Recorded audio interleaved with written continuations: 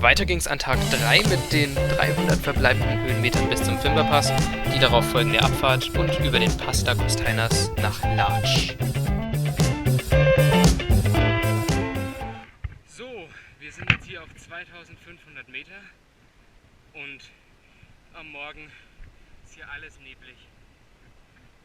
Eigentlich ist der Fimberpass oder zumindest der Weg zum Fimberpass 90% Schiebearbeit.